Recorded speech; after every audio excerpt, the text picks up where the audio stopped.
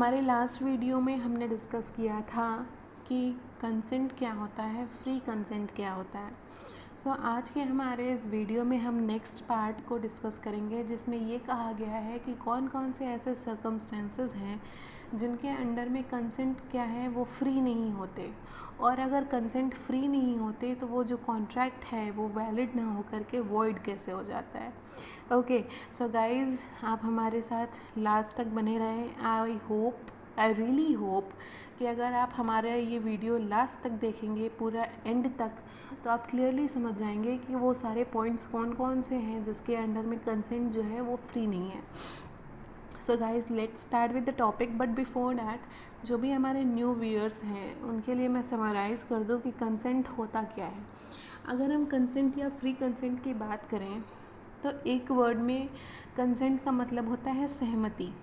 ठीक है, आपको ये तो पता होगा कि कोई भी कॉन्ट्रैक्ट अगर दो बंदे साइन कर रहे हैं तो उसमें दोनों बंदे की सहमति होना बहुत ज़रूरी है, मतलब कंसेंट होना बहुत ज़रूरी है। ठीक है, अगर सपोज़ दोनों बंदे अपनी सहमति से दो कॉन्ट्रैक्ट पेपर पे साइन कर रहे हैं, देन वो कॉन्ट्रैक्ट क्या है, वैलिड है। बट अगर उन दोनों बंदों में से किसी एक बंदे ने उस कॉन्ट्रैक्ट पेपर पे साइन तो किया, बट उसका कंसेंट क्या है, वो फ्री नहीं है। वो हो सकता हो डर के मारे किया हो सकता हो उसकी कोई मजबूरी रही हो सकता हो उसे किसी ने धमकाया हो, या फिर हो सकता हो उसे गलत जानकारी दी गई हो। ऐसे बहुत सारे रीज़न्स होते हैं जिसके वजह से बंदा मजबूर होके उस कॉन्ट्रैक्ट पेपर पे साइन कर दिया। यहाँ पे उसका कंसेंट क्या था, फ्री नहीं था, अंडर प्रेशर था। तो इस केस में वो जो कॉन्ट्रैक्ट है वो वैलिड ना हो करके वॉइड हो जाता है। ठीक है, तो ये है हमारा कंक्लूजन फ्री कंसेंट और कंसेंट के बारे में। गाइज़, जिसको भी ब्रीफ डिस्क्रिप्शन चाहिए या फिर डेफिनेशन चाहिए या फिर हो सकता हो कंटेंट चाहिए, तो गाइज़ आप डिस्क्रिप्शन सेक्शन में जाओ, वहाँ पे आपको लिंक मैंने मेंशन किया है, आप वहाँ से लिंक पे जा सकते हो। ओके, या फिर आई बटन पे क्लिक करो, वहाँ पे भी आपको लिंक मिल जाएगी। Okay so guys, let's start with the topic, what are the circumstances under which consent is not free. तो हमारा जो फर्स्ट पॉइंट है वो क्या है, कोअर्शन। कोअर्शन को सेक्शन 15 में डिफ़ाइन किया गया कि coercion is the act committing और threatening to commit any act which is prohibited by Indian penal code.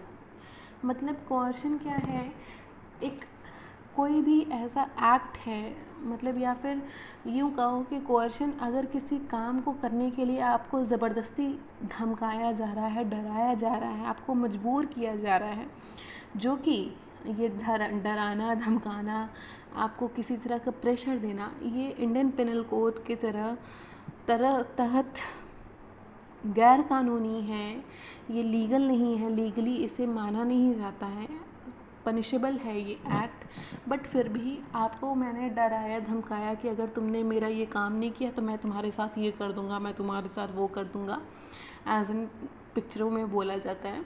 ठीक है, सो दैट इज़ कोअर्शन, मतलब किसी को मजबूर कर देना, इस हद तक मजबूर करो कि वो आपका काम करने के लिए मतलब बस कर ही दे आपका काम। ठीक है, सो दैट इज़ कोअर्शन। ठीक है, मैं आपको एग्जांपल देती हूँ। एक बार और, एक सिंपल सी बात है, threatening to commit any act. Coercion क्या है, threatening to commit any act means जो दो बंदे हैं, मैं और आप हूँ, सपोज़ हम दोनों किसी कॉन्ट्रैक्ट को साइन करना चाहते हैं, मतलब मैं साइन करना चाहती हूँ और मैं चाहती हूँ कि आप उस कॉन्ट्रैक्ट पेपर पे भी साइन करो।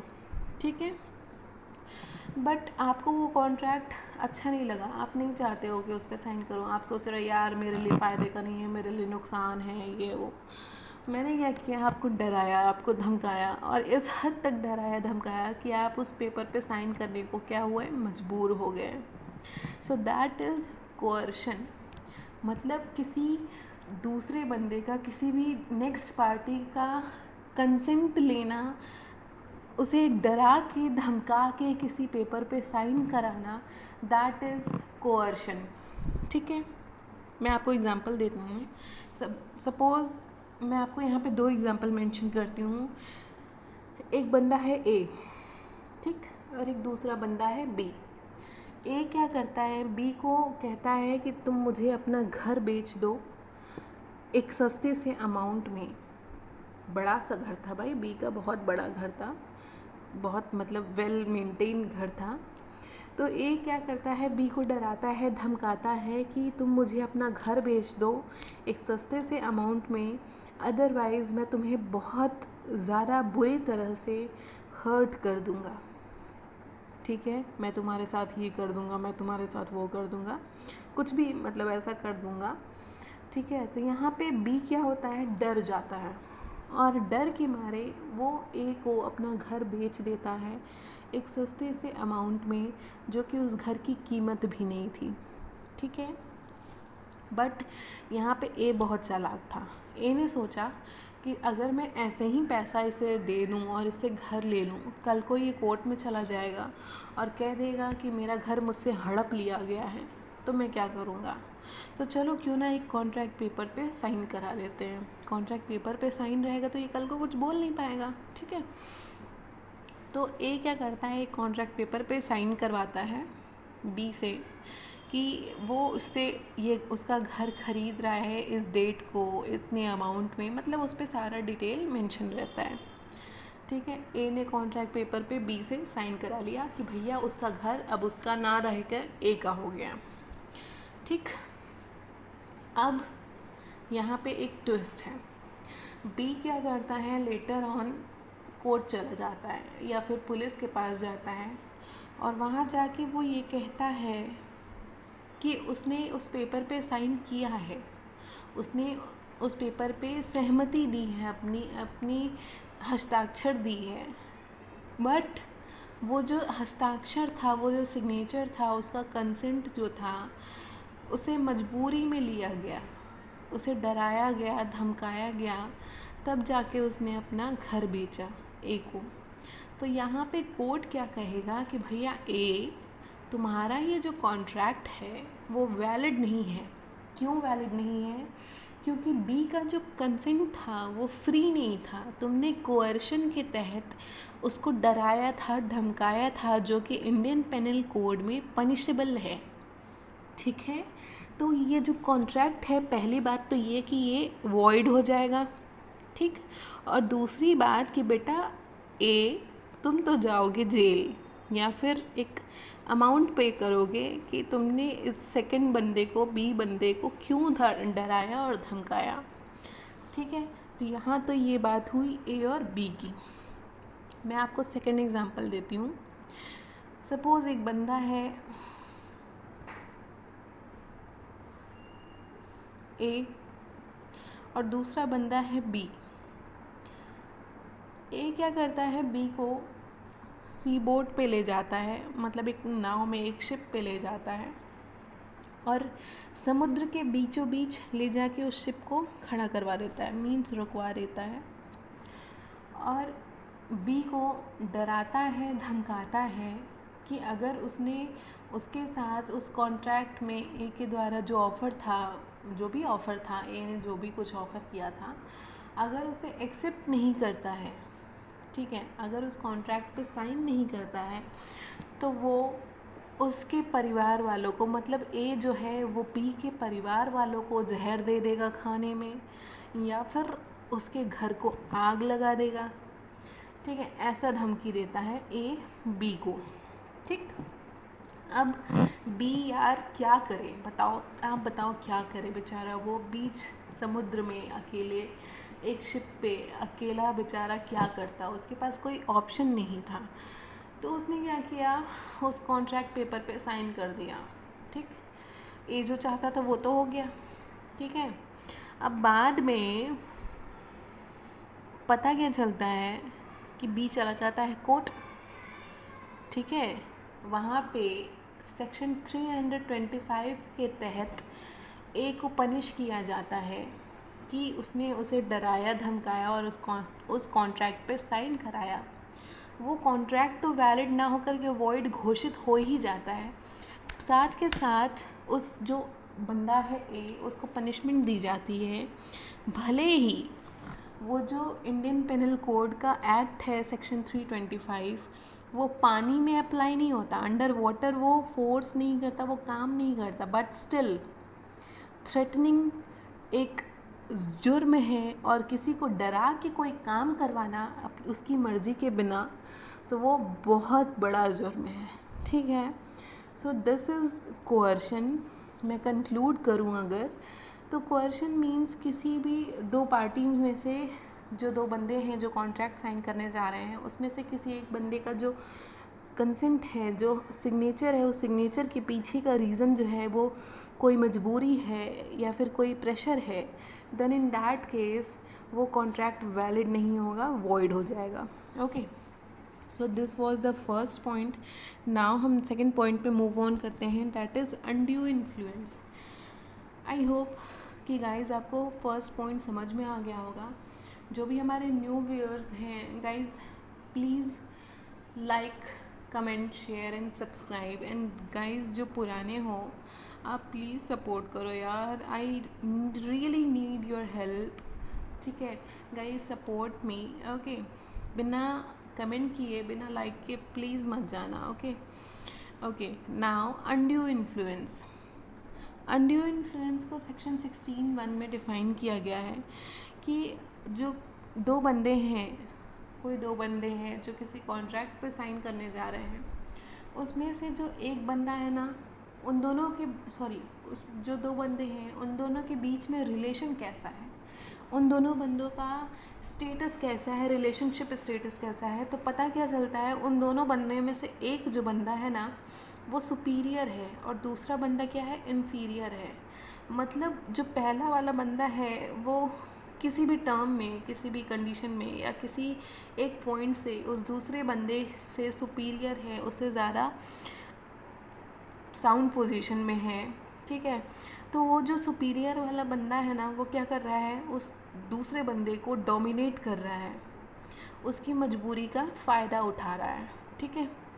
देखिए कोअर्शन में क्या था, वो मजबूर कर रहा था, पहला बंदा जो है दूसरे बंदे को मजबूर कर रहा था। यहाँ पे क्या है, जो दूसरा बंदा है उसकी जो भी मजबूरी है, जिस भी वजह से वो इन्फीरियर है, उस इन्फीरियरिटी का वो जो सुपीरियर वाला बंदा है ना वो फ़ायदा उठा रहा है, ठीक है। सो यहाँ पे क्या है, section 16(1) of the contract act lays down that a contract is said to be induced by undue influence where the relations existing between the parties are such that one of the party is in position to dominate the will of the other and uses the position to obtain an advantage over the other party। ठीक है, मैंने एक simple सी बात कही कि दो बंदे हैं, ठीक है, उन दोनों बंदों में से एक जो बंदा है वो बहुत ज़्यादा पावरफुल है या फिर यूँ कहो सुपीरियर है, हो सकता हो वो हाईली एजुकेटेड हो, दूसरा बंदा एजुकेटेड ना हो सकता हो वो जो पहला बंदा हो उसके पास बैंक बैलेंस बहुत ज़्यादा हो, दूसरा बंदा गरीब हो, मतलब ऐसा कोई भी कंडीशन हो जिसमें दोनों के बीच में रिलेशनशिप कैसा है, एक इन्फीरियर है, दूसरा सुपीरियर है।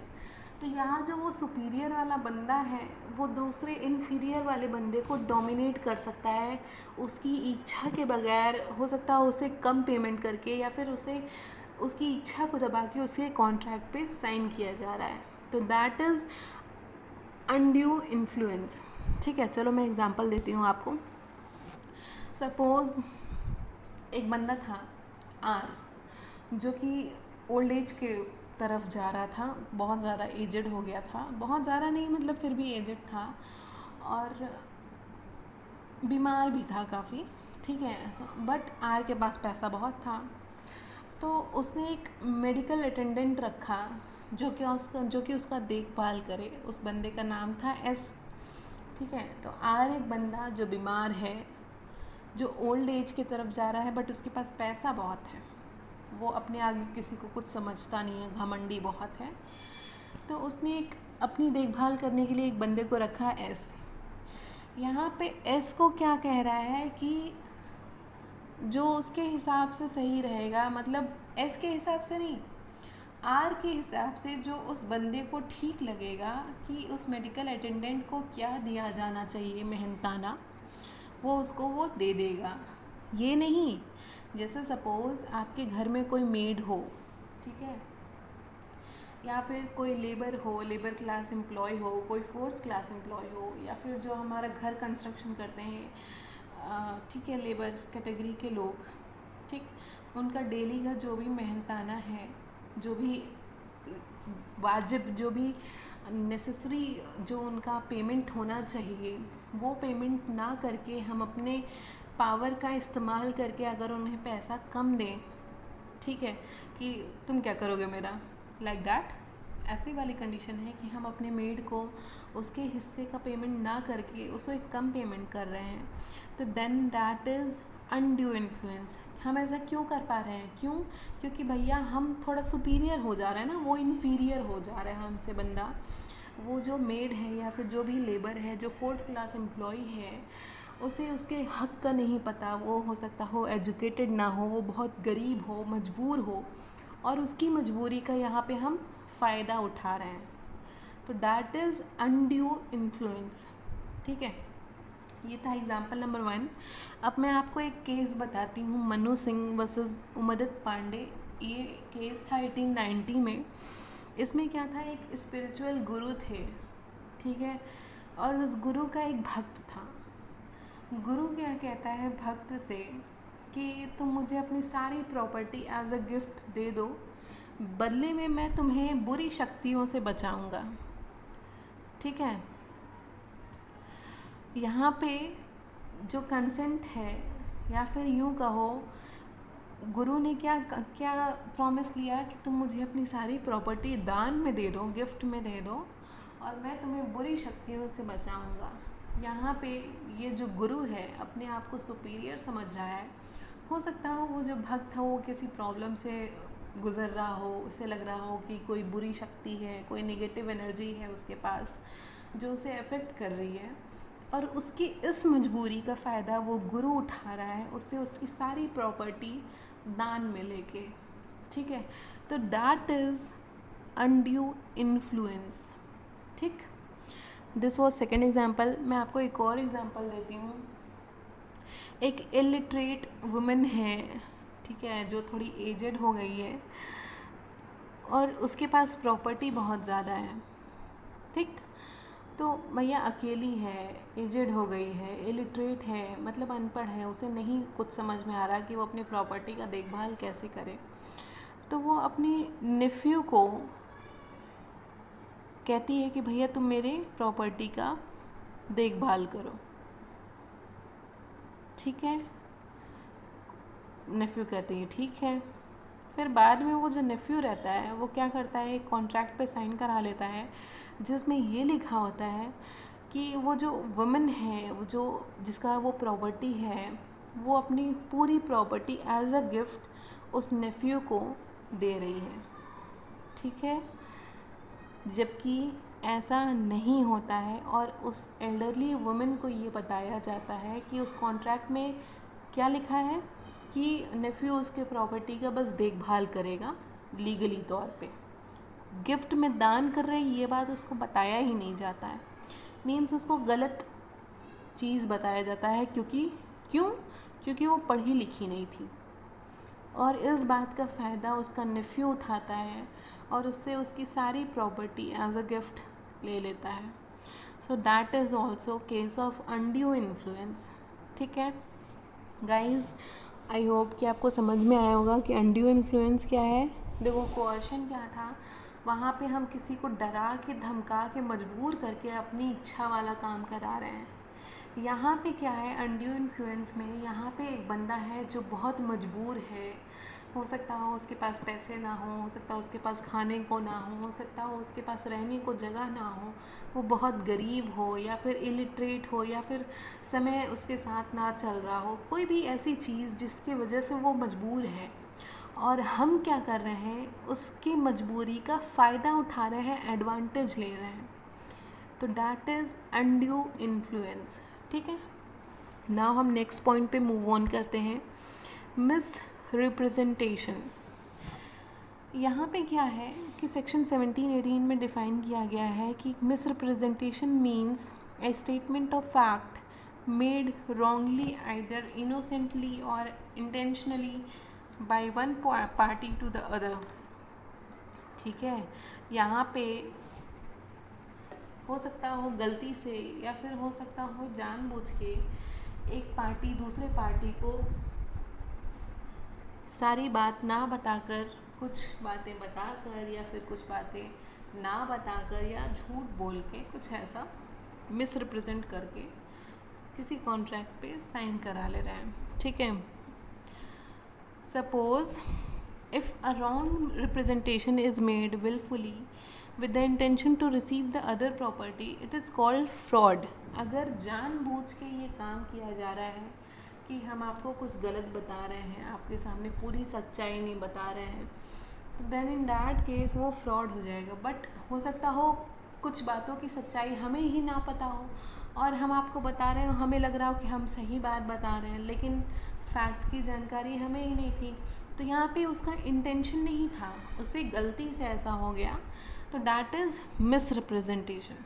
ठीक है, चलो मैं एग्जांपल देती हूँ. Suppose x while selling his car to Y informs that the car runs 18 km per liter of petrol. X also believes this. Later on, car runs only 12 km. ठीक हो, देखो केस क्या है कि एक बंदा है X, उसने अपनी कार बेची Y को ये कह के कि उसका कार जो एवरेज है वो दे रहा है 18 किलोमीटर पर आवर का. ठीक है, 18 किलोमीटर पर आवर का, सॉरी 18 किलोमीटर पर लीटर का एवरेज दे रही है उसकी कार. एक्स ने ये कह के वाई को अपनी कार को बेच दिया और एक्स भी इस बात को मानता था, उसे भी यही पता था कि उसके कार का एवरेज कितना है, 18 किलोमीटर पर लीटर. बट कार ख़रीदने के बाद वाई को पता चलता है कि कार का एवरेज तो 12 किलोमीटर पर लीटर का है. भैया उसके साथ धोखा हो गया, बंदे ने कहा था 18 किलोमीटर पर लीटर का एवरेज दे रही है, यहाँ पे तो 6 किलोमीटर पर लीटर का डिफरेंस आ रहा है. बट यहाँ पे ये जो केस है ये फ्रॉड का ना हो करके मिस रिप्रेजेंटेशन का हो जाता है. क्यों मिस रिप्रेजेंटेशन का हो जा रहा है? क्योंकि एक्स को खुद को ये बात बिलीव नहीं हो रहा था कि उसके कार का जो एवरेज है वो 12 है ना कि 18, क्योंकि वो भी यही सोच रहा था कि उसके कार का एवरेज कितना है, 18. ठीक है, यहाँ पे एक्स ने इंटेंशनली जानबूझ के बी को हर्ट नहीं किया, वाई को हर्ट नहीं किया, सॉरी, एक्स ने जानते बूझते वाई के साथ धोखा नहीं किया, उससे ऐसा हो गया क्योंकि उसे भी सच्चाई का पता नहीं था. सो this is the case of miss representation. ठीक है, अब मैं आपको एक और एग्जांपल देती हूँ. A while selling his mare to B tells him that the mare is thoroughly sound. A genuinely believes the mayor to be sound, although he has no sufficient ground for the belief. Later on, B finds the mayor to be unsound. The representation made by A is misrepresentation. ठीक है, means एक simple सी बात है कि हम आपको कोई बात बता रहे हैं. सपोज़ हम आपसे कोई डील कर रहे हैं, ठीक है, हमने डील किया आपसे, आपने साइन किया, आपने मुझसे वो सामान खरीद लिया. ठीक है, बट यहाँ पे क्या हो गया कि हमने जो बात उस सामान के बारे में आपको बताई थी वो सच नहीं साबित हुआ, उसके बारे में कुछ गलत निकल आई बात. जैसे यहाँ पे मेयर की बात हुई है, घोड़े की बात हुई है, घोड़े की. तो यहाँ पे बेचते टाइम एक्स ने कहा था कि जो घोड़ी है उसका मेंटली पोजीशन एकदम साउंड है. ठीक है, बट लेटर ऑन वाई को पता चलता है कि वो तो कम्प्लीटली अनसाउंड है. तो यहाँ पे क्या बात है कि एक्स को खुद को ही नहीं पता था कि ये उसका जो मेंटल पोजीशन है वो साउंड ना हो करके अनसाउंड है. ठीक है, so this is the case of miss representation.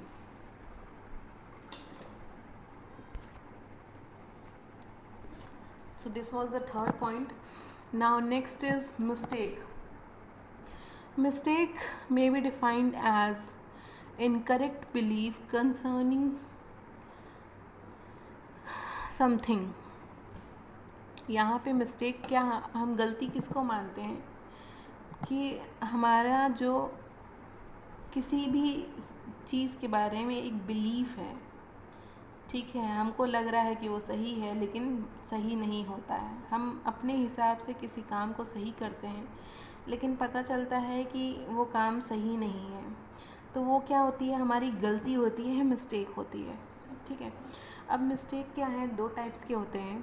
ठीक, पहला है मिस्टेक ऑफ लॉ, जिसमें ये कहा गया है कि किसी भी देश में जो भी सिटीजन रह रहे हैं, ठीक है, उनका ये दायित्व है, उनकी रिस्पॉन्सिबिलिटी है कि वो अपने कंट्री से रिलेटेड जितने भी लॉज हैं उनके बारे में डिटेल्स जानकारी रखें। ठीक है, सपोज़ आप इंडिया के नागरिक हैं, आप सिटीज़न हैं, आपको सारा डिटेल होना चाहिए, आपके इंडिया के रूल रेगुलेशन लॉ के बारे में पता होना चाहिए। और अगर आपको नहीं पता है तो ये इसमें कंट्री की कोई गलती नहीं है, इसमें आपकी गलती है। तो according to section 21 of the contract act, the law doesn't affect the validity of contract. suppose आपको कोई लॉ पता ही नहीं है आपके देश का और आपने कॉन्ट्रैक्ट को साइन कर लिया, बाद में आपको पता चलता है कि आपके देश के रूल के हिसाब से ये कॉन्ट्रैक्ट नहीं, आपने गलत किया है, तो इससे कोई फ़र्क ही नहीं पड़ता, क्योंकि सेक्शन 21 कहता है कि अगर आपके साथ धोखा हो रहा है तो उसमें आपकी गलती है। आपको नहीं पता था कि आपके देश का क्या रूल है, ये आपकी गलती है, इसके वजह से कॉन्ट्रैक्ट वॉइड नहीं घोषित किया जाएगा। Suppose for example X and Y makes a contract on the wrong belief that a particular डेप्ट is barred by the Indian law of limitation 1963, this is not voidable, instead it is a valid contract. एक simple सी बात है भैया कि अगर मुझे अपने देश के कानून के बारे में नहीं पता है तो ये मेरी गलती है। ठीक है, मैं सिटीज़न हूँ, मुझे पता होना चाहिए। और अगर मुझे नहीं पता है, मैंने कोई कॉन्ट्रैक्ट साइन कर लिया, लेटर ऑन आप कहो कि मैंने साइन तो कर लिया पर मैं चाहता हूँ कि ये कॉन्ट्रैक्ट वैलिड ना घोषित हो, तो ये नहीं हो सकता। आपने साइन किया है, आपको पता होना चाहिए था, अब आपने साइन कर दिया है तो उसका भरपाई भी आप ही करो। क्यों? क्योंकि आपको नहीं पता था, इसमें कंट्री की कोई गलती नहीं है। So this was the first type, mistake of law. Now next is mistake of fact. ठीक है, सो according to section 20 of the act, where both the parties to an agreement are under a mistake as to matter of fact essential to the agreement is void. Suppose X क्या कर रहा है, एक scooter का lot है, वो Y को cell कर रहा है। ठीक है, वो स्कूटर का कह रही हूँ, सपोज़ गाड़ियों का डील हुआ, बाइक्स का डील हुआ एक्स और वाई के बीच में। तो वाई ने एक्स से डील किया कि मैं तुम्हें इतने सारे बाइक्स बेचूंगा। एक्स ने कहा ठीक है, मैं ख़रीद लूँगा। ठीक है, यहाँ पे क्या हुआ, दोनों पार्टी एग्री कर गई कॉन्ट्रैक्ट के लिए। अब क्या हुआ कि लखनऊ से वो जो बाइक की लॉट थी वो चली। ठीक है, रास्ते में आते आते उस ट्रक को आग लग गई। क्या हो गया? आग लग गई।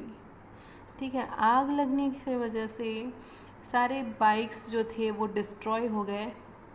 अब यहाँ पे क्या है, दोनों पार्टी का नुकसान हुआ।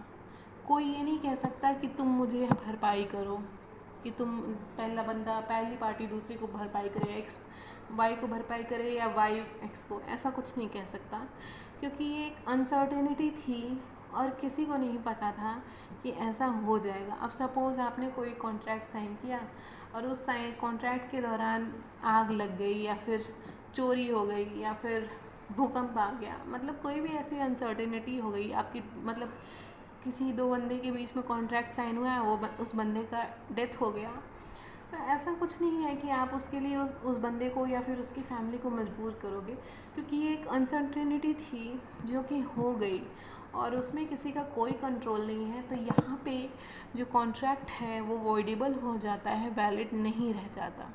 सो this is mistake of fact. Mistake मैंने कंक्लूड कर देना है कि mistake is an incorrect belief concerning something.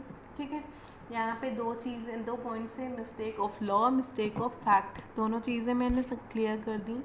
Now next is fraud. एक सिंपल भाषा में कहें, यहाँ पे अभी थोड़ी देर पहले हमने डिस्कशन किया था मिस रिप्रेजेंटेशन के बारे में। हमने कहा था कि अगर हम जानबूझ के किसी को धोखा दे रहे हैं या फिर किसी को पूरी बात ना बता करके उस कॉन्ट्रैक्ट पे साइन करा रहे हैं, जानबूझ के इंटेंशनली हम किसी अदर पार्टी को डिसीव कर रहे हैं, तो देन दैट इज़ फ्रॉड। और अगर जानबूझ के नहीं कर रहे हैं, अनजाने में हो रहा है, तो then that is misrepresentation. तो हमने मिस रिप्रेजेंटेशन पे डिस्कस किया, अब हम डिस्कस करेंगे फ्रॉड के बारे में। ठीक है, तो फ्रॉड सिंपली मीन्स इंटेंशनल और wilful misrepresentation of fact when a wrong representation is made by a party with intention to deceive the other party, it is fraud। Simple सी बात है, ये बात तो आप सब समझते होंगे कि फ्रॉड क्या है, कि इंटेंशनली हम किसी बात को किसी दूसरे बंदे से कह रहे हैं, उस पूरी सच्चाई को उससे नहीं बता रहे हैं, उसे आधी बात छुपा रहे हैं, उसको डिसीव कर रहे हैं, तो then that is fraud. According to section 17 of the contract act, fraud means and includes any of the following acts committed by a party to a contract by his agent with the intention to deceive the other party or to induce him to enter into a contract। ठीक है, पहला point है wrong suggestion regarding any fact. हम किसी fact के बारे में wrong suggestion दे देते हैं, रॉन्ग एडवाइस करते हैं। दूसरा है a promise made without intention of performing it. हमको पता है कि हम ये काम नहीं करने वाले हैं फ्यूचर में, बट फिर भी हम प्रॉमिस कर देते हैं, सोचते हैं कि आज क्या जाता है प्रॉमिस करने में, प्रॉमिस कर देते हैं। Next is any other act fitted to deceive. So guys, ये पांचों हमारे जो पॉइंट हैं वो क्या है, circumstances under which consent is not free.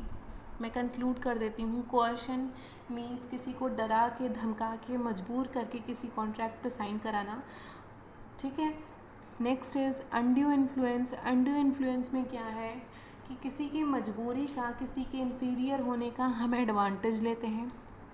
ठीक है, नेक्स्ट इज़ मिस्टेक। मिस्टेक दो तरह के होते हैं, mistake of law, mistake of fact. Mistake of law में ये कहा गया है कि अगर आप किसी देश के नागरिक हैं, सिटीज़न हैं, तो आपको उस देश के सारे रूल्स, रेगुलेशंस और लॉज के बारे में पता होना चाहिए। अगर आपने जानकारी ना हो करके किसी भी कॉन्ट्रैक्ट पे साइन कर दिया और बाद में आपको पता चलता है, तो ये आपकी गलती है। वहाँ पे कॉन्ट्रैक्ट जो है वैलिड ही रहेगा, वॉइडेबल नहीं होगा।